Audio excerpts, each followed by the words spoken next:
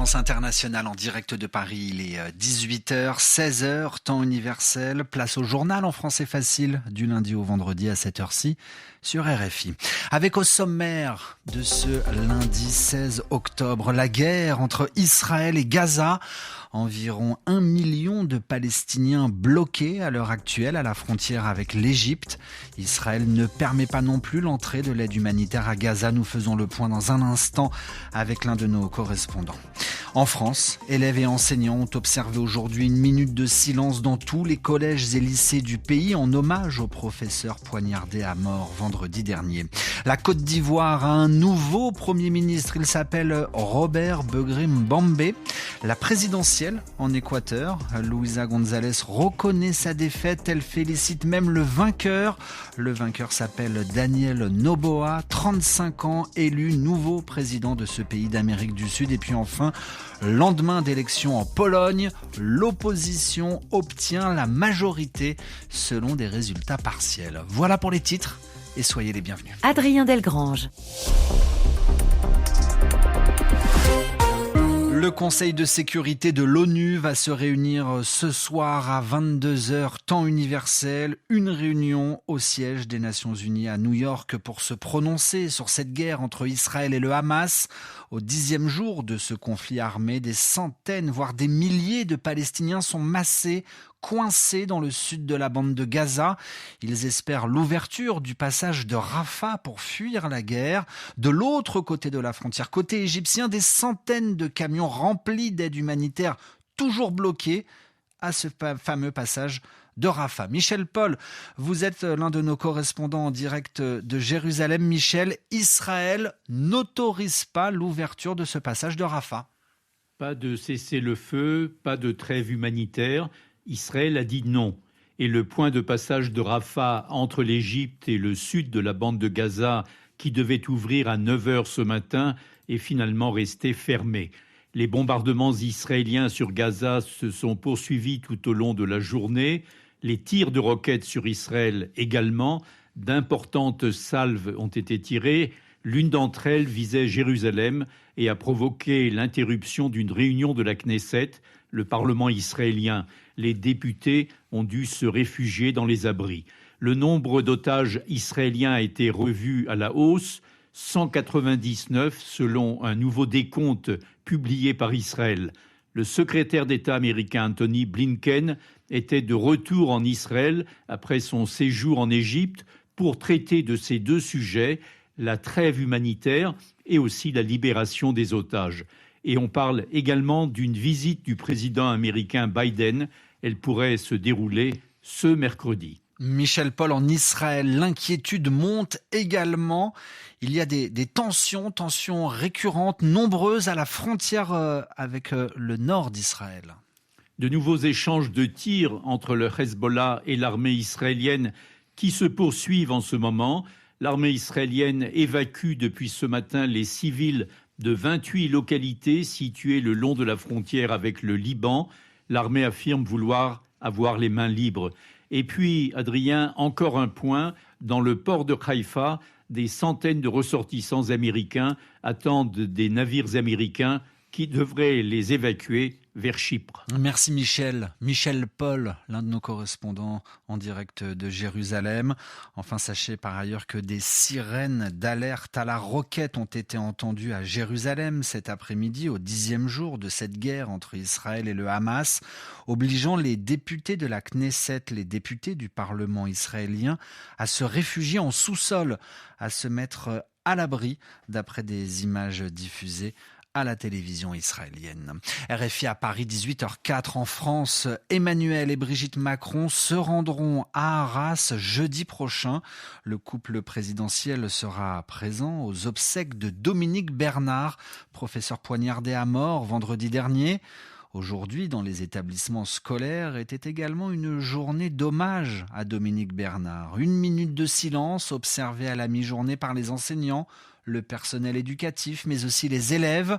Témoignage à présent, Laurence Théo a rencontré Pablo, un élève de terminale au lycée La Fontaine à Paris. Je pense que tout le monde était un peu choqué par cette nouvelle. Donc le fait qu'on puisse s'exprimer, ça nous a tous un peu soulagés. Et j'ai trouvé ça bien que justement, il nous laisse mettre des mots sur cette situation tragique. Vous avez des parents, vous avez des frères et sœurs, vous avez des amis. Qu'est-ce que l'enseignant peut apporter de plus ?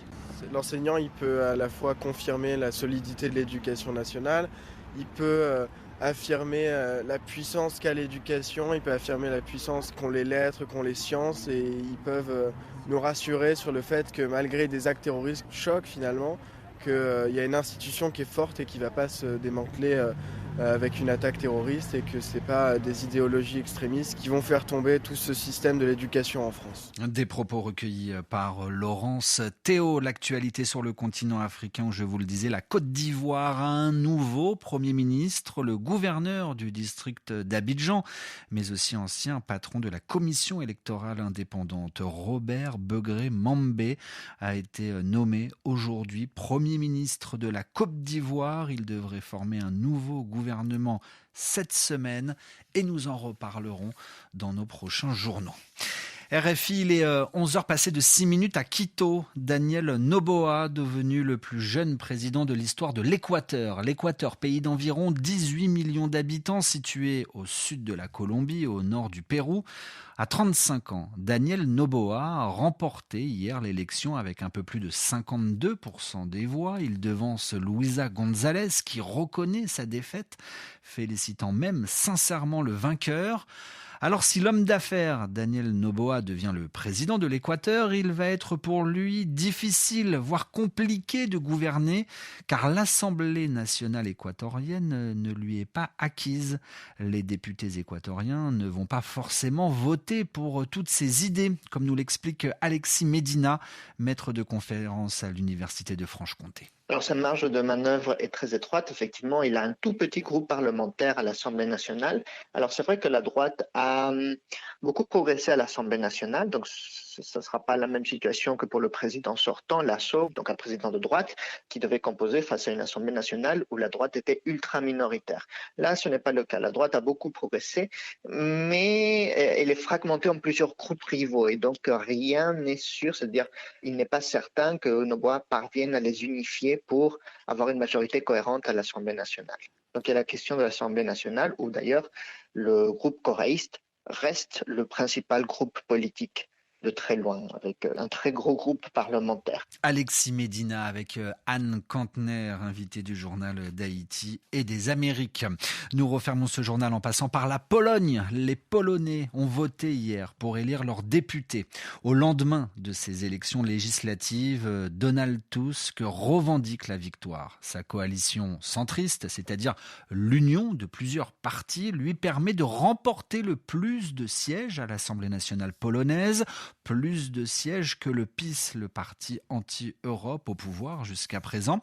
Pour de nombreux Polonais, ces élections hier ont été perçues, vécues comme un référendum pour ou contre l'Europe. Une vision partagée par Tomasz Orłowski, ex-ambassadeur de Pologne en France. Il était l'invité d'RFI ce matin. Nous savons tous que l'avenir de la Pologne est en Europe. PiS a essayé de nous donner l'impression qu'il existe une alternative, ce qui est à la fois suicidaire et tout simplement fantaisiste. Dire que Bruxelles, c'est un occupant qui a remplacé un occupant nazi et occupant soviétique, et ce sont les paroles des dirigeants de PiS, vous disent ce que ce mouvement pense à l'Europe. Eh bien, la majorité des Polonais ont voté pour l'Europe. Et pas pour l'Europe que PiS dit une autre Europe. Non, nous voulons cette Europe à laquelle nous sommes entrés en 2004, que nous construisons et à laquelle nous allons donner la présidence en 2025. En 2025, oui. Avec Arnaud Pontus ce matin, l'analyse de Tomasz Orłowski, ex-ambassadeur de Pologne en France. Une dernière information sportive pour vous dire que le sélectionneur du 15 de France, nous parlons de rugby, Fabien Galtier, dont le contrat était en cours, eh bien, il a été renouvelé jusqu'en 2028, malgré la défaite de la France hier face à l'Afrique du Sud. Ainsi se referme ce journal. Merci à tous de l'avoir écouté.